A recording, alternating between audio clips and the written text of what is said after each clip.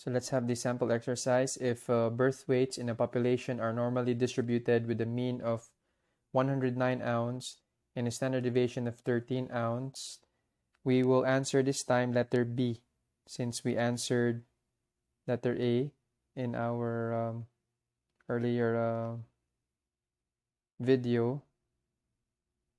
So what is the chance of obtaining a birth weight of 120 or lighter?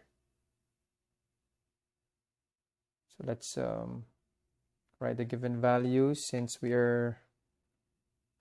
this data involves population, so we have the population mean, which is equal to 109 ounce, and our population standard deviation, which is sigma, which is equal to 13 ounce.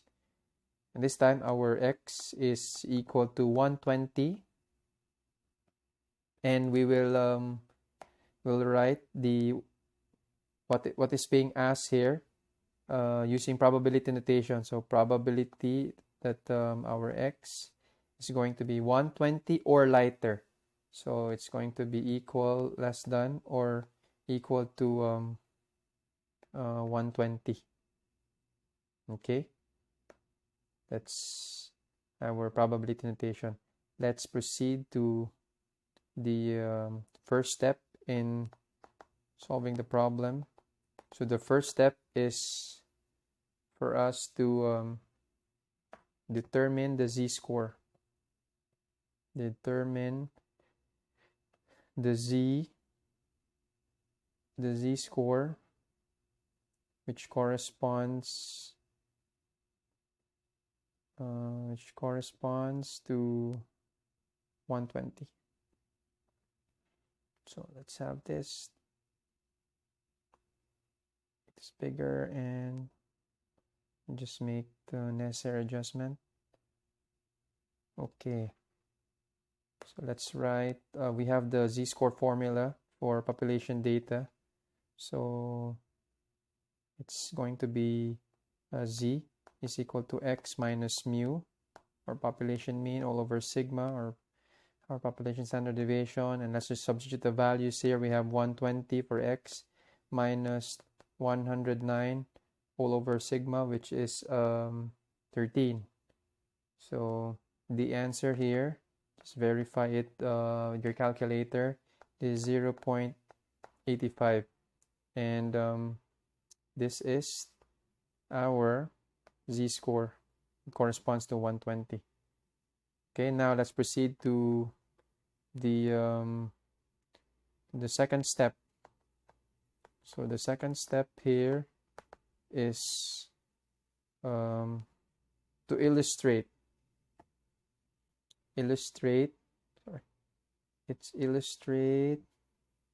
the normal curve and we will determine the area that we are looking for. Okay, that we are looking for. So here I will insert an image of our normal curve. So let me just make this a little bigger, and let's try to insert an image of a normal curve. So it's very important. I would suggest that you always should illustrate what is being asked. This is the normal curve, so that you'll be able to visualize and understand the problem better. So now, 0.85 is basically above the mean. So it's somewhere here. That's 0.85. Okay, and let me just, so now let's try to identify the area that we're trying to look for. So let's go back to our probability notation. Here, this is says here the probability that is going to be less than or equal to 120. So basically less than or equal to, so we're considering the area below 0.85. So this entire area. So this, let's just change Okay. So this area below, so everything, this area and also the entire area below the mean. Okay. So this is what we are going to look for. In the Z table, the area that corresponds to 0.85, again, our point of reference is from the mean. This is equal to 0.3023. Okay, just check your Z table on this. And the entire area below the mean is equal to 0.5000. And we know this already. Okay, so those are the areas that we are going to consider for us to be able to know the probability of obtaining a birth weight of 120 or lighter. Now, let's proceed to the third step. Our third step here is to just add the areas that we have determined from step 2. Okay, third step. And so add the areas determined from step 2. And we have two areas.